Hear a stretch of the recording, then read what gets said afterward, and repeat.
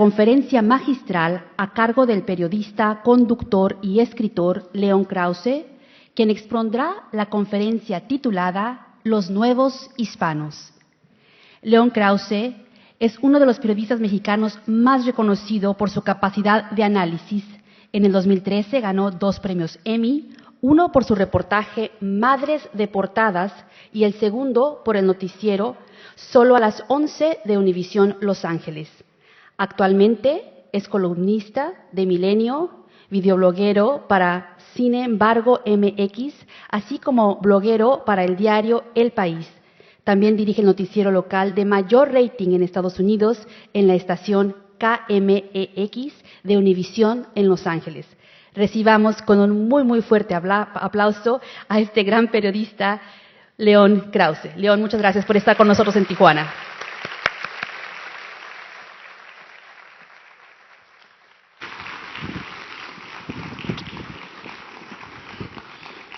Gracias Mari, gracias amigos. Es un enorme placer estar aquí por muchísimas razones. La verdad es que a mí me emociona mucho lo que es Tijuana Innovadora, lo que ha hecho Tijuana Innovadora por esta ciudad, por esta zona de nuestro país, y específicamente este año, en donde el evento se dedica a la diáspora mexicana, a los mexicanos que por la razón que sea decidimos irnos del país.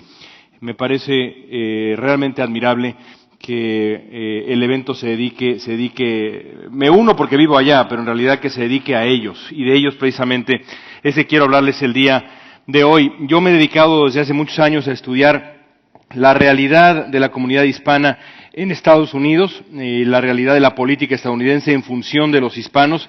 Así que bueno, comencemos, y de nuevo les agradezco mucho que estén ustedes por acá el día de hoy. Todos sabemos que este país, nuestro país, tiene en este momento 123 millones de mexicanos. Pero no todos se dan cuenta, no todos nos damos cuenta que hay otro México. Un México enorme que está más allá de las fronteras de México, las fronteras físicas de México que están aquí, además, literalmente a unos pasos. En ese México habitan 12 millones de mexicanos. Si sumamos a esos 12 millones de mexicanos el número de personas de origen mexicano, llegamos a 32 millones de mexicanos o 32 millones de personas de origen mexicano. Concentrándonos nada más en esos 2 millones de personas mexicanas, estaríamos hablando, si estuvieran concentradas en una zona, digamos, geográfica de México, serían el segundo estado con mayor número de mexicanos de nuestro país, después del Estado de México. Y muchos millones más, y esto para mí es importante porque voy a hablar del tema también el día de hoy, de la identidad hispana. Muchos millones más que comparten la identidad hispana. Y la identidad hispana en muchos sentidos es la identidad mexicana, porque nuestros hermanos centroamericanos, de verdad que son nuestros hermanos centroamericanos, comparten nuestra sensibilidad, nuestra pasión por la comida, la música y el fútbol, aunque ahí choquemos demasiado. Y precisamente hablando de fútbol, quiero confesarles que esta historia que yo les voy a platicar ahora comienza, como tantas otras cosas buenas y no tan buenas que me han pasado en la vida, con esta playera.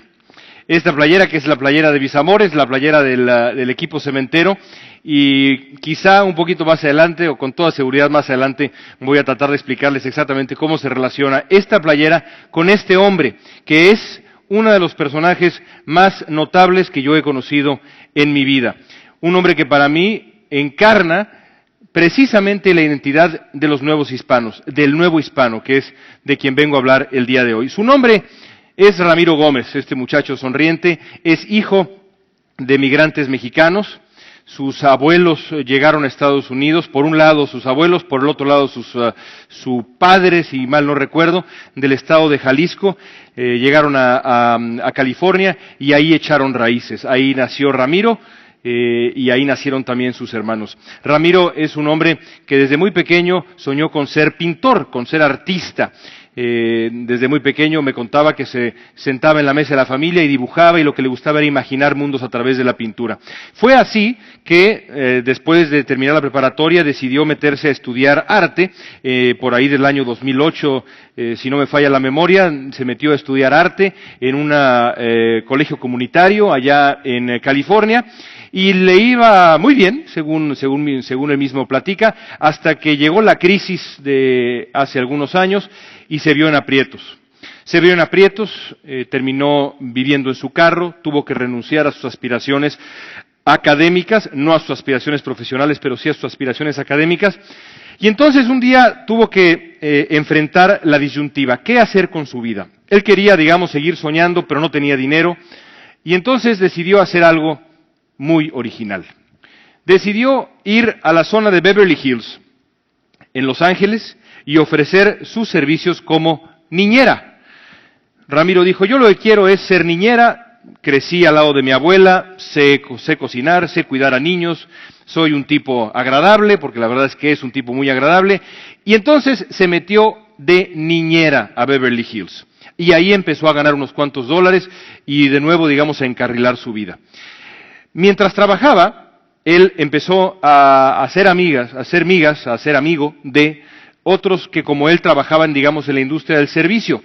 Las empleadas domésticas, por supuesto, todas ellas de origen hispano, muchas de ellas de origen mexicano, los jardineros y el resto, digamos, del gran personal de servicio que trabaja en este caso en esa zona, aunque podríamos hablar de todo Estados Unidos.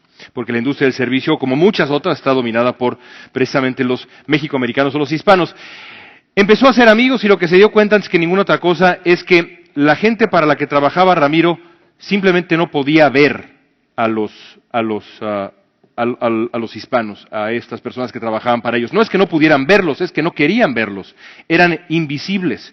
Pasaban, me contaba, por ejemplo, de pronto en una fiesta, abría la puerta la persona de servicio y evidentemente esto no es exclusivo de Estados Unidos, pero bueno, yo les cuento la historia de Ramiro Gómez. Este defecto se comparte en buena parte del mundo con la gente que se dedica a esta admirable labor. Se abría la puerta, etcétera, y el invitado pasaba como si la persona no existiera. Eran como de celofán, me decía él en una frase que nunca se me olvidará. Y entonces, Ramiro empezó a reflexionar y empezó a pensar qué podía hacer para, digamos, traducir su experiencia de vida a través del arte.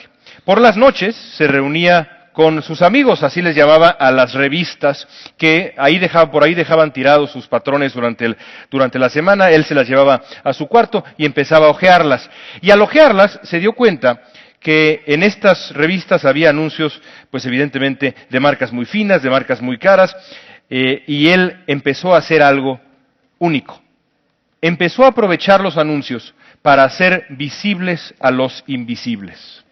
Estos son algunos de los dibujos que por aquel tiempo hacía Ramiro Gómez.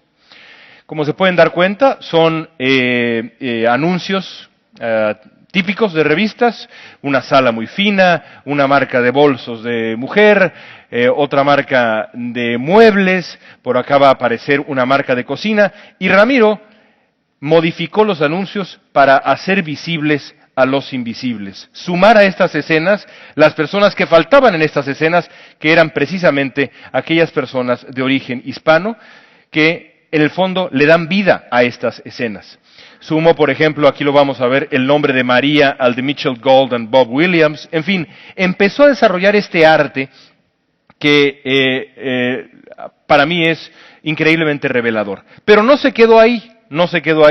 Después decidió hacerlos visibles en las calles y empezó a recortar cartón y a dibujar a los hispanos que él conocía, a los que se dedicaban a la jardinería, a los que se dedicaban a arreglar el cableado, y empezó a colocarlos en las calles de Beverly Hills. Así que de pronto, una buena mañana, las personas que se levantaban a hacer su jogging muy finos en Beverly Hills o iban en su carro, de pronto volteaban ahí, parados en los camellones, estaban estas siluetas que Ramiro Gómez había puesto para hacer visibles a los invisibles en las calles. Pero no se detuvo ahí Ramiro Gómez en su intento por hacer visibles a las personas que él se daba cuenta eran invisibles. Después decidió hacerlos visibles frente al poder. A Barack Obama, le gusta mucho ir a California, acaba de estar ahí, creo yo, por 15ª vez. ¿Por qué va a California? Bueno, va a California porque ahí está el billete. Y porque en Estados Unidos, a diferencia de México, un presidente en funciones puede recaudar fondos para su partido. Entonces, hace algunos años, hace 2 o 3 años, Barack Obama fue a Los Ángeles y Ramiro Gómez decidió básicamente llenarle el recorrido de sus siluetas para que el poder encarnado en el hombre de mayor poder de Estados Unidos viera a los invisibles. Así que lo puso por ahí, a aquel jardinero, este otro también. Estas son fotos, digamos, del recorrido que él mismo tomó y que aparecieron además en varios lugares, en el Los Angeles Times y demás. Aquí tenemos a unas personas descansando un poco, comiendo algo en estas famosas hieleras de colores. Todos estos son dibujos de Ramiro Gómez en el trayecto de Barack Obama a seguramente la casa muy elegante de uno de los millonarios que le dan dinero al Partido Demócrata. Después me decía Ramiro, y lo pongo entre comillas porque todo esto me lo explicó él, intentó darles pertenencia a los hispanos. Y aquí vamos hablando ya de identidad, que es uno de los temas que quiero tratar con ustedes un poquito más adelante. Recalcar que sí, los hispanos, son mexicanos, son salvadoreños, hondureños y demás, pero también son parte de la sociedad americana, aunque no tengan papeles. No importan los papeles. Lo que importa es si eres parte o no de una sociedad, y ellos son parte de una sociedad, así que intentó darles pertenencia. Todo esto lo hizo Ramiro hasta que un día decidió viajar a Washington, D.C. y terminó, digamos, su obra, o esta primera etapa de su obra, haciendo esto que para mí es una imagen icónica. Una familia de inmigrantes hispanos en silueta, es un dibujo después de todo, pero es un dibujo emocionante y revelador, frente a la Casa Blanca, mirando al poder, de frente, haciéndose visible frente al poder. Ramiro, se preguntarán ustedes dónde está ahora. Bueno, Ramiro Gómez está avanzando en su carrera como artista y ahora acaba de tener su primera exposición. Esta es una imagen de su primera exposición. Ese cuadro grande que está ahí lo compró, de nuevo, si no me falla la memoria, un museo en San Diego, literalmente aquí cerca, por una cantidad modesta, pero buena de dinero. Para Ramiro, por supuesto, una cantidad enorme de dinero, y para cualquiera de nosotros también. Todavía no está, digamos, en las grandes ligas de los millones de dólares, pero yo creo que algún día quizá lo estará, indudablemente se lo merece. Es un muchacho extraordinario. Ahora, ¿por qué empiezo compartiéndoles y por qué quiero que sea el eje de mi plática de esta tarde en Tijuana la historia de Ramiro Gómez? Más allá de que es una historia extraordinaria. No es solo su lucha, es también su éxito. El éxito que tuvo Ramiro y lo que quiso hacer, convertir a aquellas personas que él veía en el día a día, estas personas invisibles, en visibles. La invisibilidad, convertirla en visibilidad. Porque eso inmediatamente deriva en lo siguiente, de la debilidad al empoderamiento. Porque aquel que es invisible necesariamente adquiere, digamos, un cierto matiz de debilidad en la sociedad. Y lo contrario también es verdad, cuando uno se hace visible, cuando uno cuenta, cuando uno hace su voz, que su voz se escuche, cuando uno vota, por supuesto, cuando uno cuenta, cuando uno existe, tiene poder.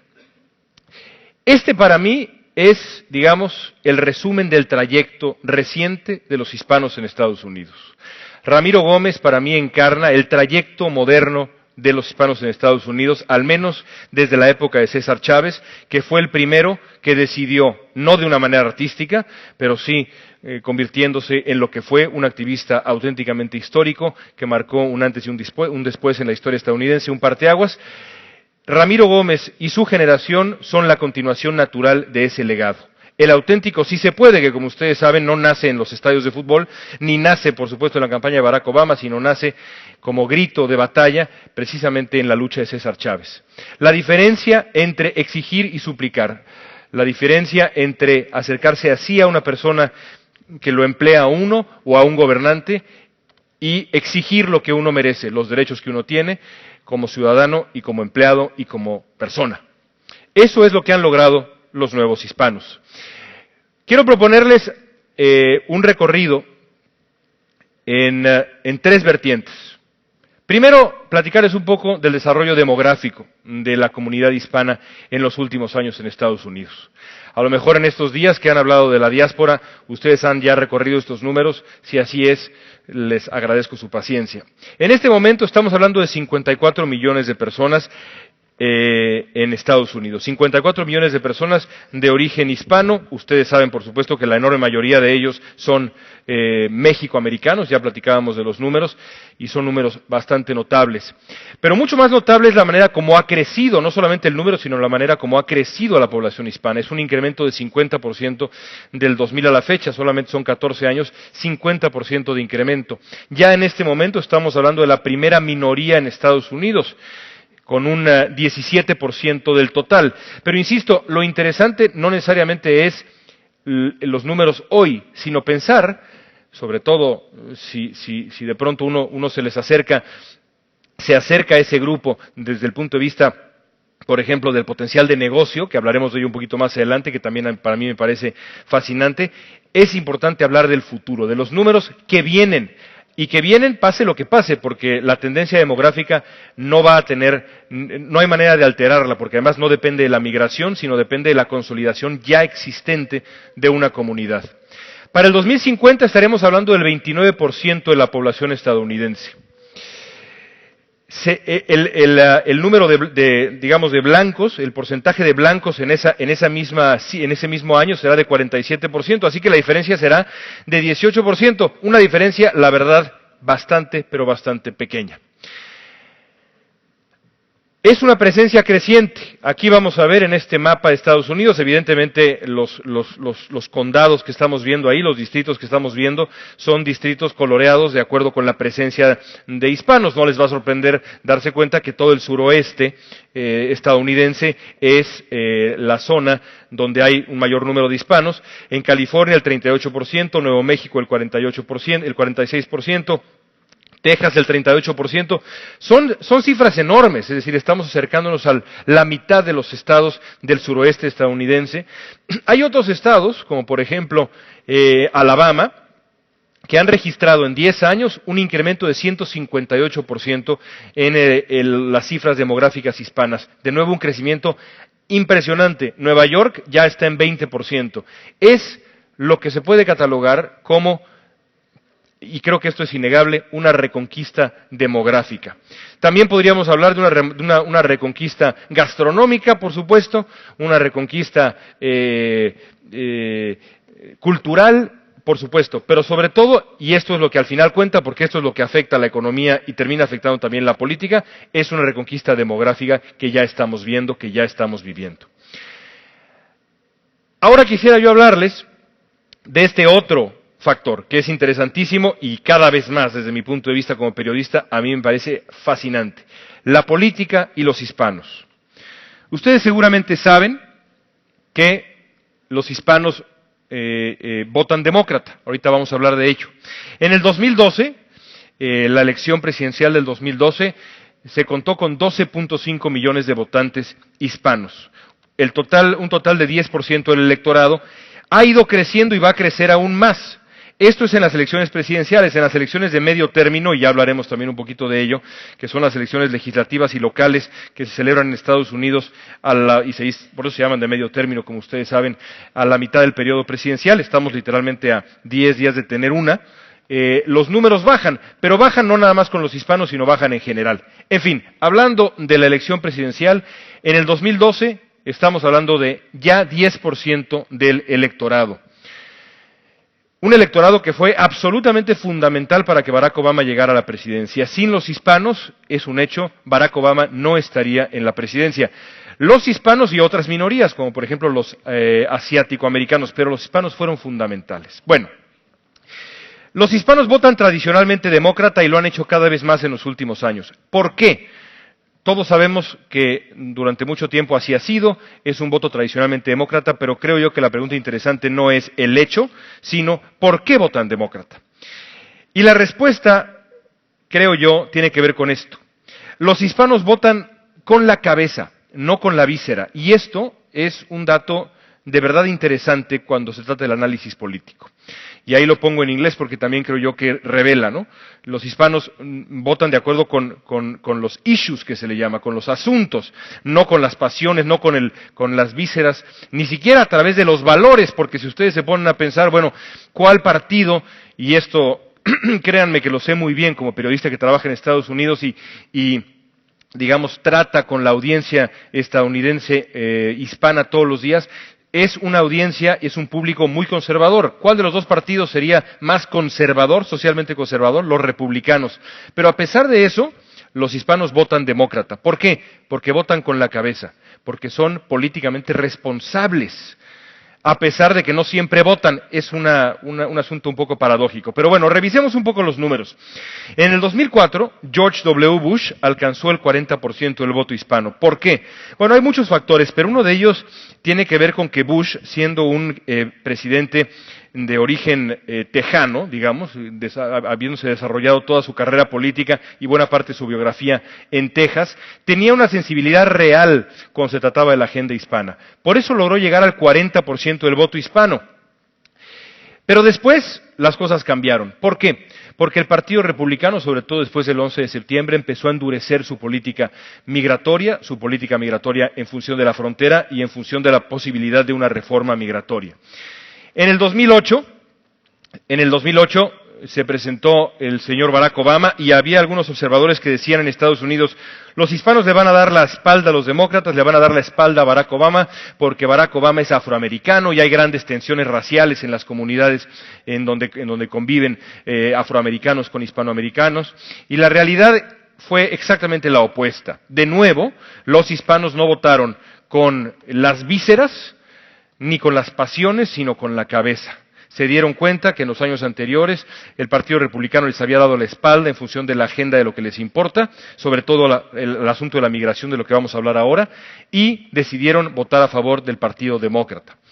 Los republicanos no han parado de moverse hacia la derecha en este asunto de la política migratoria, y entonces lo que terminó ocurriendo es que en el 2012, durante las primarias republicanas, el discurso fue todavía más severo. Así como fue severo en el 2008, en el 2012 fue todavía más severo. Si el señor Rudy Giuliani, quien estuvo en este escenario, tuvo que decir barbaridad y media, porque ayer aparentemente aquí habló muy bien de los hispanos, pero no lo hizo tanto cuando quería ser candidato presidencial. En el 2012, pues sí, porque así son las cosas en el Partido Republicano, desgraciadamente.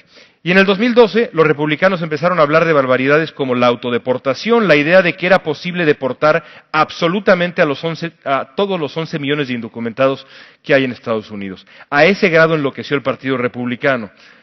Resultado, Barack Obama llegó al 71% contra el 27%, si mal no recuerdo, que ahí se tragó la computadora un numerito, de Mitt Romney. Y estos números son arrolladores para el Partido Republicano, pero reveladores en función del comportamiento serio, profesional de los nuevos hispanos como votantes, a pesar de que más o menos la mitad de los hispanos que tienen la capacidad de votar, votan. Es decir, hay muchos que no lo hacen, pero los que lo hacen con responsabilidad.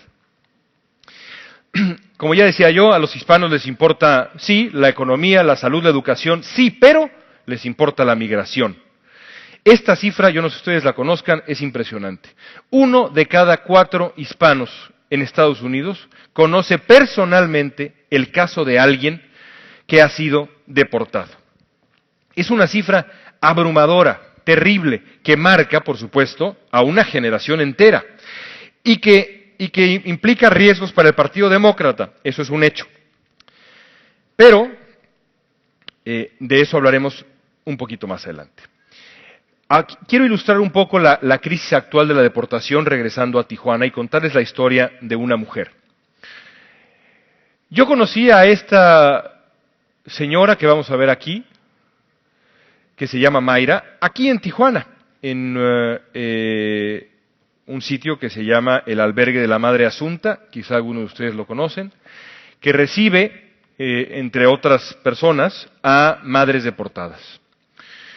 Yo conocí a Mayra ahí. Mayra es de origen guerrerense, Sus padres y su familia son de origen guerrerense. Ella se fue a vivir a Utah hace algunos años. Allá conoció al que sería su marido. Tuvo 2 hijas con el marido. Como a veces ocurre con los, seamos sinceros, con los hombres hispanos, y la verdad es que me avergüenza decirlo, pero es la verdad. No es mi caso, pero es la verdad. El marido la abandonó y ella se quedó sola en Utah con sus 2 hijas. Una de ellas tenía un problema renal. Sobra decirles que Mayra es indocumentada.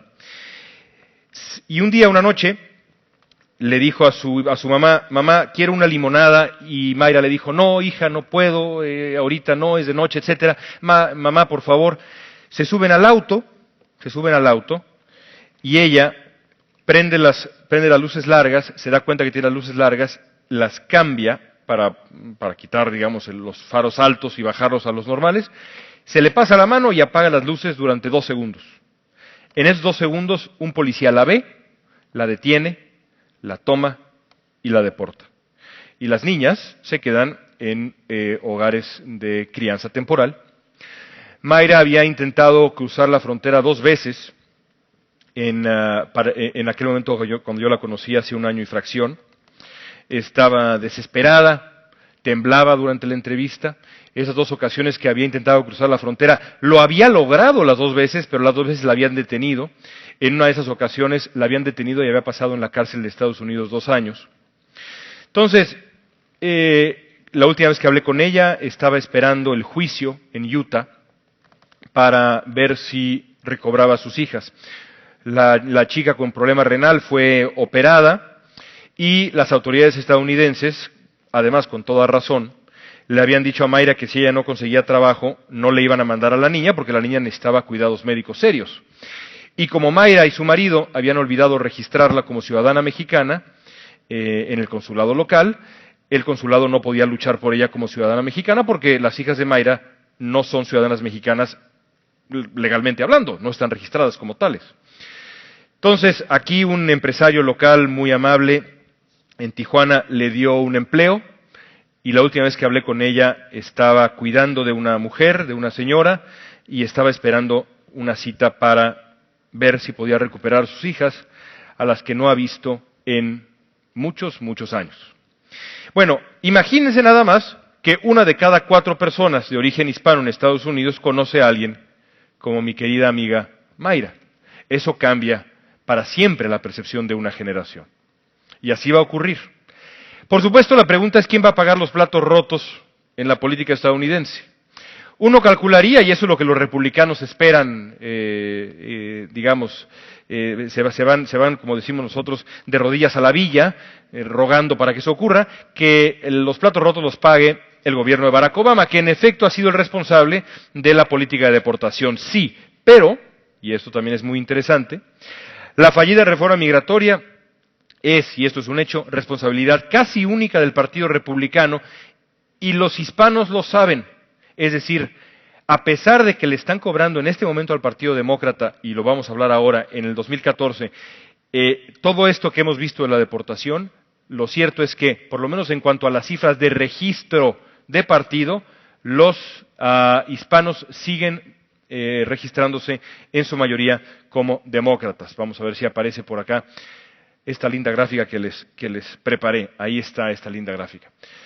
Entonces, aquí tenemos de manera muy clara, en este momento, 50% de los hispanos, de acuerdo con Gallup, se identifican como demócratas, 24% como republicanos y 20% como independientes. Son cifras muy grandes que, si se le suman a lo que les platiqué de las cifras en elecciones presidenciales, pintan realmente un escenario muy grave para el Partido Republicano. ¿Qué va a ocurrir en el futuro? Bueno, los hispanos van a seguir votando demócrata. Aquí dije, ojo con el 2014, porque en efecto, de acuerdo con las últimas cifras, los votantes hispanos están decidiendo no salir a votar en noviembre, primer martes de noviembre, cobrándole al gobierno de Barack Obama sus errores en función de la deportación. Pero lo cierto es que las cifras que les presenté no mienten. ¿Y qué va a pasar si así ocurre?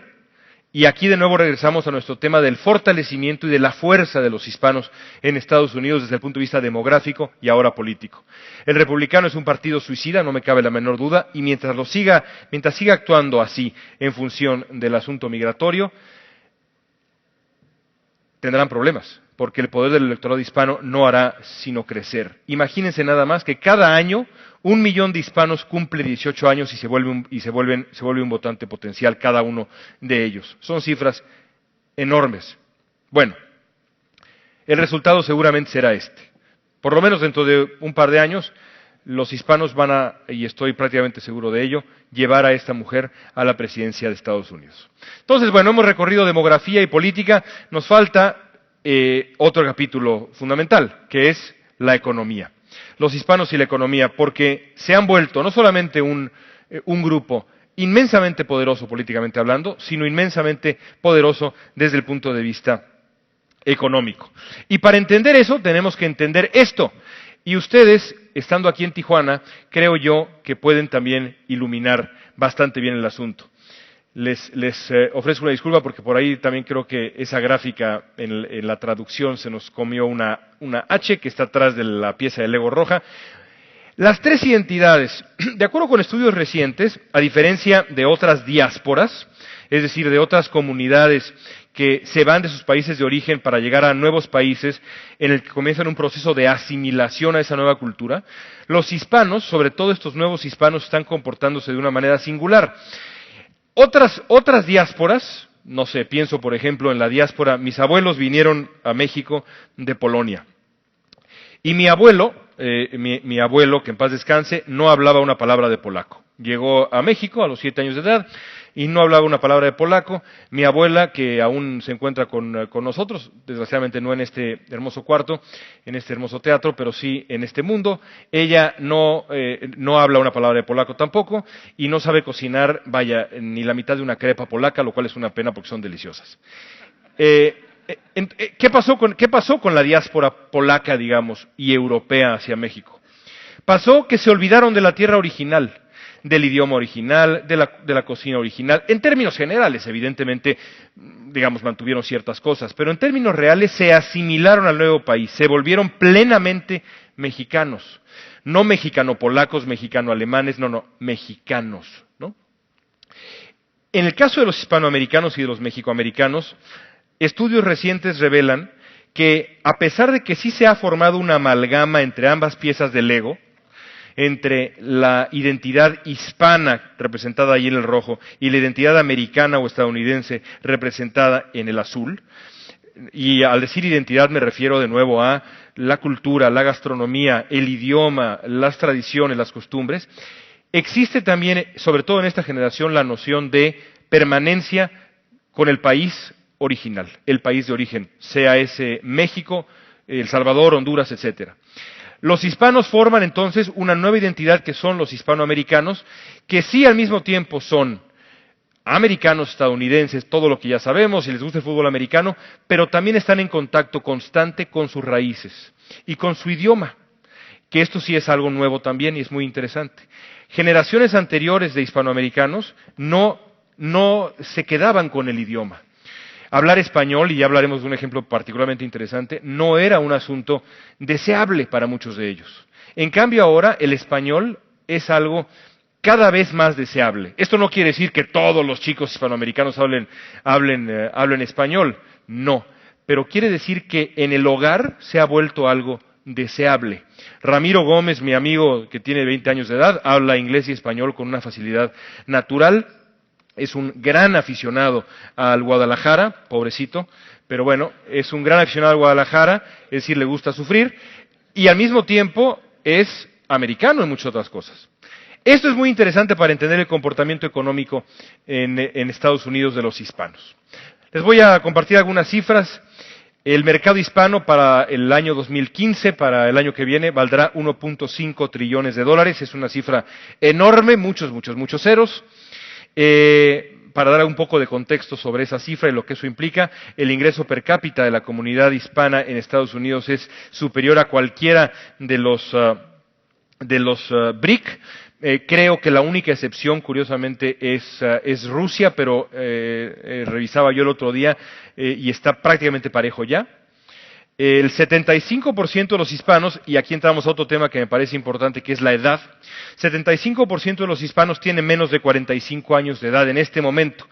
Ahora, 60% tiene menos de 35 años de edad. Imagínense nada más una población joven de ese tamaño. México también tiene su famoso bono demográfico. Bueno, los hispanos tienen ese bono demográfico, como dicen allá en Estados Unidos, que me encanta la frase, aunque es un poco macabra, en esteroides. Es decir, realmente es enorme, gigante el bono demográfico entre los hispanos. Eso representa una gran oportunidad, pero también grandes riesgos por el desempleo y demás. Pero yo quiero concentrarme evidentemente en la oportunidad. Entonces, hablemos de los jóvenes. 60% de los hogares hispanos tiene al menos un dispositivo conectado a Internet. La cifra no dice nada a menos de que la comparemos con el resto del mercado. 43% del resto del mercado tiene un dispositivo conectado a Internet, o al menos uno. Así que los hispanos están muy conectados. Y no solamente eso, son grandes consumidores multimedia. Pasan 68% más tiempo viendo videos en línea que el resto del mercado. Entonces, ahí vamos ya dibujando la imagen de estos nuevos hispanos de los que he estado hablándoles. Los hispanos que son los herederos de César Chávez, los que reflejan o se reflejan en gente como Ramiro Gómez. 2 idiomas, 2 culturas, ya les decía yo, con el asunto de las piezas de Lego, eso no hay que olvidarlo. Y ahora, no a manera en ningún sentido de comercial, pero sí a manera de experimento, les quiero compartir lo que ha hecho Univision y lo que ha hecho Fusion, porque es revelador. Univision, ustedes saben, ha sido el líder en Estados Unidos desde hace mucho tiempo en televisión y en radio también, pero sobre todo, digamos, en televisión, en medios para hispanos en español. Lo que ha logrado gente como Jorge Ramos, por ejemplo, en la lucha por la reforma migratoria, a mí me parece realmente algo muy notable. Quizá en preguntas y respuestas alguien tenga una duda sobre eso o quiera hablar sobre eso. Es para mí muy interesante. Pero bueno, Univision se dio cuenta muy rápidamente que el público hispano en español, a pesar de que contaba con enorme solidez, digamos, era muy sólido, tenía también retos importantes, porque con el fin de la migración circular, es decir, es un hecho que la frontera se ha vuelto lo que se ha vuelto, aquí ya está mucho mejor, pero saben a qué me refiero, es mucho más difícil cruzar ahora la frontera de lo que era antes, ilegalmente me refiero evidentemente, sin documentos, que la migración circular se ha ido terminando, es decir, ya no es tan fácil venir para acá porque regresar es muy difícil y entonces la migración circular ha ido disminuyendo.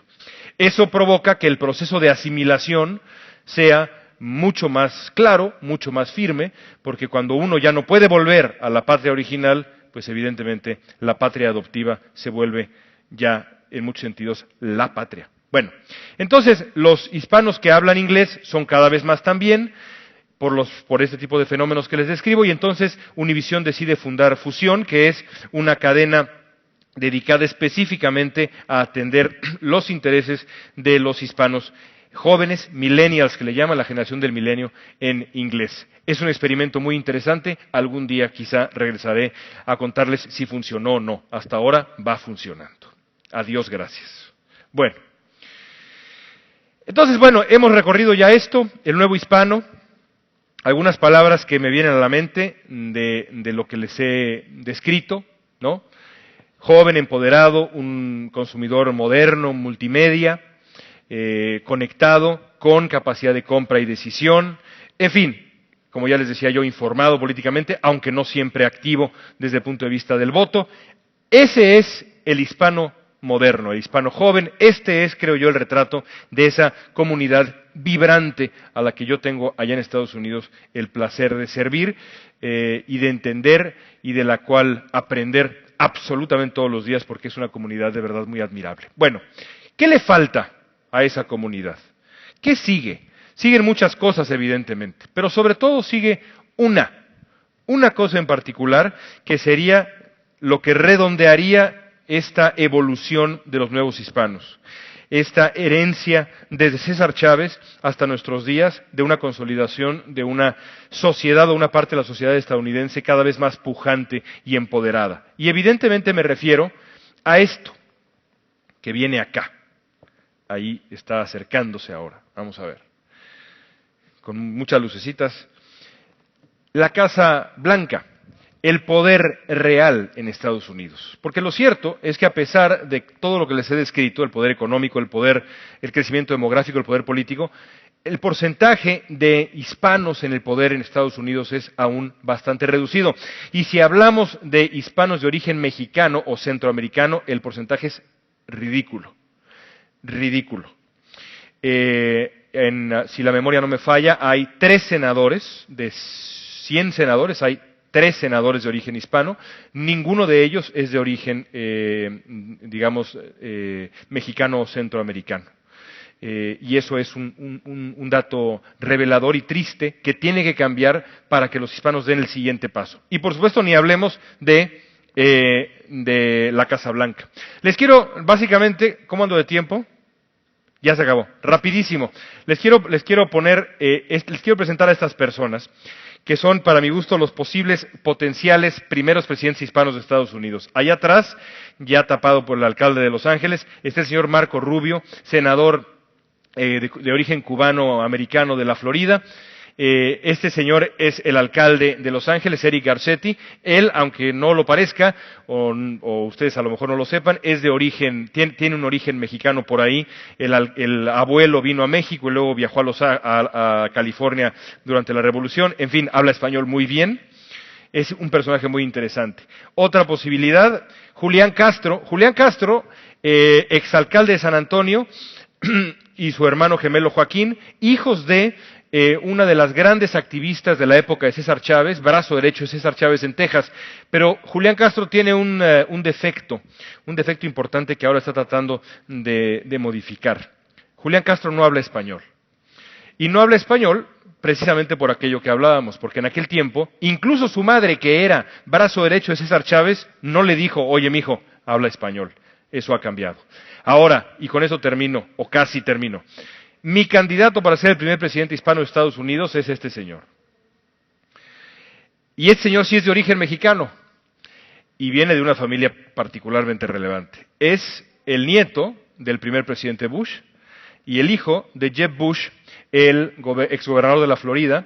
Su madre es mexicana, de León, Guanajuato, se llama George P. Bush, y si alguien me pidiera que apostara, yo creo que este hombre, que ahora está buscando su primer cargo de elección popular en Texas, un cargo bastante menor, va a llegar algún día a ser el primer presidente hispano de Estados Unidos. Su nombre es George Prescott Bush.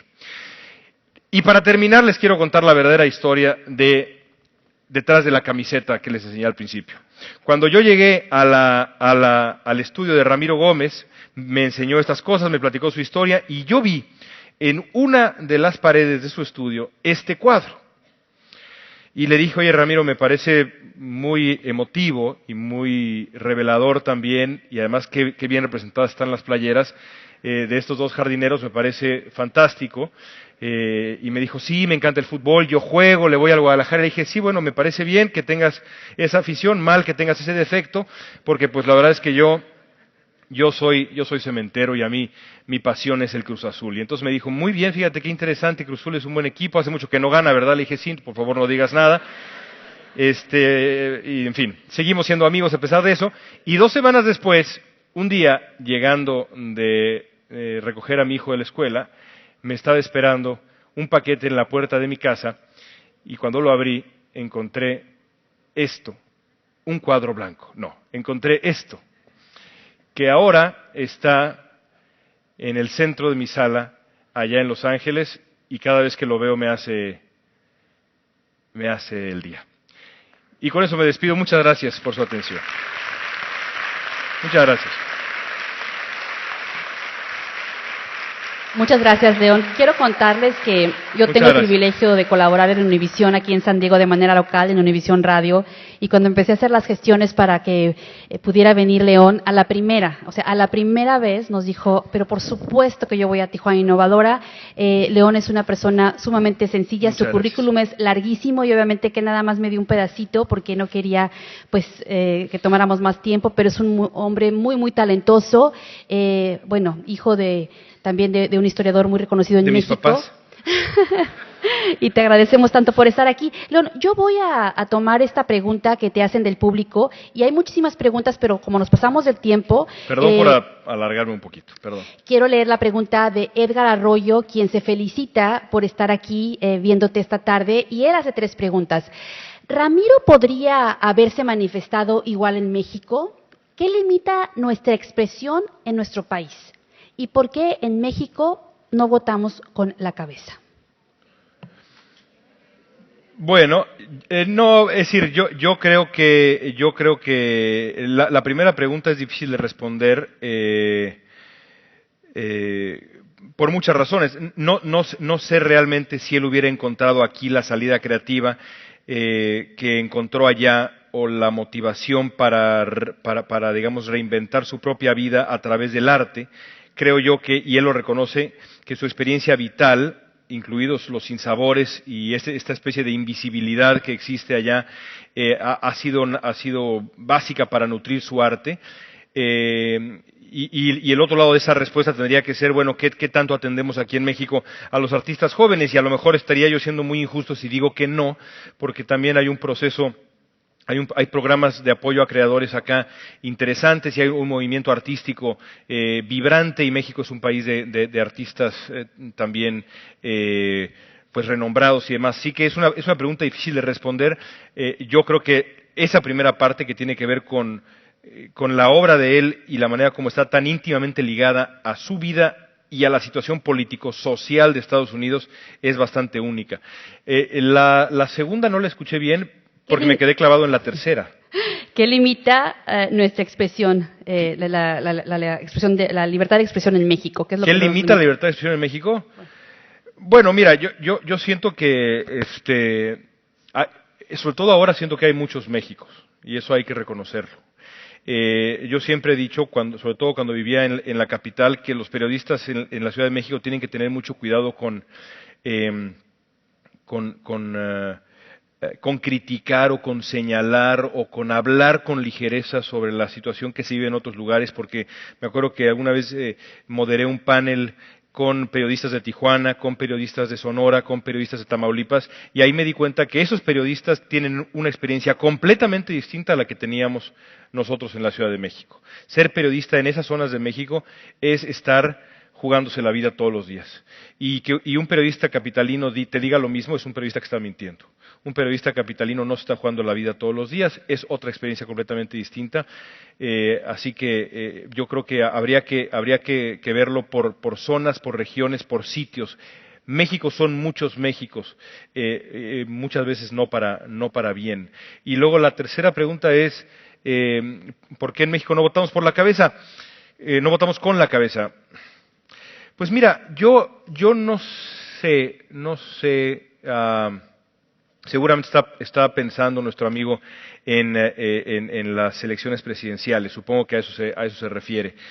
Yo tiendo a ser respetuoso de los procesos democráticos, y tiendo a ser respetuoso también de los motivos de los votantes. Creo que es muy sencillo desechar los motivos que pueda tener un votante en el norte del país, por ejemplo, para haber apoyado al candidato del PRI, o para haber apoyado, que también lo hubo mucha gente que apoyó a Josefina Vázquez Mota. Yo me acuerdo muy bien, por ejemplo, que antes de venir para Estados Unidos moderé un panel también, y había mucha gente que decía, es increíble que alguien piense votar por el PAN en el 2012, es increíble. Y había ahí una persona del norte del país, no recuerdo exactamente de dónde, pero del norte del país, que decía, le respondió a esta otra persona, ¿usted no se da cuenta que en el norte del país no está tan mal visto, digamos, lo dijo de una manera un poquito más grosera, pero no está tan mal visto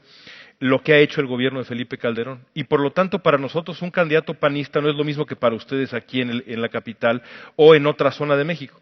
Entonces, yo tiendo a ser respetuoso de los votantes. Me queda claro, por supuesto, que la historia del PRI es una historia que el PRI mismo no ha asumido, y a mí es decir, creo que el momento culminante para mí de eso fue este diálogo en el que estuve invitado con el presidente Peña Nieto hace unas semanas, en donde le pregunté por la corrupción en México, y el presidente de México, un miembro del PRI, me dijo, no, la corrupción en México es cultural. Y entonces yo pensé, es cultural para usted, que viene del PRI, pero no para el resto de México, no para todos es cultural. Y ellos no han hecho un análisis de conciencia y a pesar de los años que estuvieron fuera del poder, creo que no tuvieron un proceso de digestión de su pasado. Y sí me gustaría que los votantes se los hubieran puesto frente a ellos de manera más clara, pero no ocurrió. Ahora, y con eso termino mi larga respuesta a una pregunta muy complicada, no por eso creo yo que podamos desechar o despreciar los motivos que pueda tener un votante que decidió votar por Enrique Peña. Claro que sí. Bueno, y finalmente recordemos que Josefina Vázquez Mota ganó entre los votantes que votamos en México, en el extranjero, desde el extranjero, y también me lleva a esto a mi siguiente pregunta que te tengo que hacer. ¿Cuál es tu opinión acerca del proceso electoral para los mexicanos que vivimos en Estados Unidos? Sabemos que es muy tortuoso y no sé si tú vislumbras que en el futuro se pueda dar el voto electrónico. Bueno, a mí me sorprendió mucho, siendo periodista en el extranjero, la reacción virulenta que vi de la gente en México cuando publiqué un texto diciendo que me parecía increíble que el proceso de voto en el extranjero para los mexicanos, no nada más en Estados Unidos, sino en general, fuera tan farragoso, tan complicado, que no se pudiera sacar la credencial de elector en el extranjero.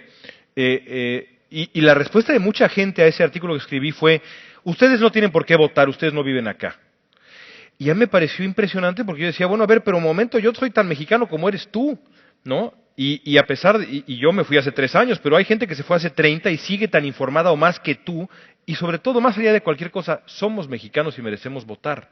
Yo hago votos, y creo que va avanzando el asunto, para que el voto en el extranjero sea mucho más sencillo, porque el proceso anterior era una absoluta vergüenza, y te lo puedo decir porque lo vi, y me conmovió casi hasta las lágrimas, la manera como la gente allá se organiza, poniendo mesitas para tratar de convencer a la gente de lo fácil, por supuesto es dificilísimo, lo fácil que es votar desde allá. Se quiere participar y si se quiere participar hay que hacerlo, hay que darles facilidades para que así sea. Pues te agradecemos muchísimo. No te vayas, por favor, porque van a subir a darte un agradecimiento. 2 preguntas nada más, tanto me alargué. Y sabes, en lo que suben, y ahora sí que siendo persona de radio no me escapo, tengo que recordarles a todos ustedes que esto no se acaba, obviamente viene Innovamoda y mañana también hay un día completo de actividades, los esperamos a todos ustedes. Y antes de concluir me piden también que agradezca a los patrocinadores de Tijuana Innovadora, que es Telnor, CDT Fidem, Coca-Cola, Gran Hotel Tijuana, Café de Volada, Smurfit Kappa, Uber, Injuve, el Ayuntamiento de la Ciudad y el Gobierno del Estado de Baja California, y también a los amigos miembros de los medios de comunicación, Telemundo, Uniradio, Radio Latina y Televisa Tijuana, El Mexicano, Frontera, MBS, Radio Fórmula, Info Baja. Así es que también gracias a los patrocinadores. Y ahora sí, un aplauso muy, muy caluroso para el presidente de Tijuana Innovadora, el señor Pepe Galicot, y para el vicepresidente de Tijuana Innovadora también, el señor González Luna, y creo que también viene por ahí el señor Wiener, también que viene a darte un reconocimiento muy merecido. León, gracias por venir a Tijuana. Al contrario, un gran placer. Quiero saludar con mucho cariño a Mari, nos ha ayudado tanto, no se imaginan, es un placer, nos abrió los micrófonos en San Diego, nos trata con mucho cariño, impulsó este evento mucho, y dicen que el que no es agradecido no es bien nacido, yo soy bien nacido y estoy muy agradecido.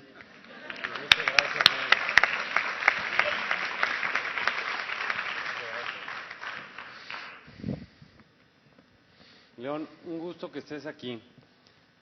Nos presenta información ordenada, estadística, de algo que es muy importante, que es el comportamiento de nuestros mexicanos en Estados Unidos.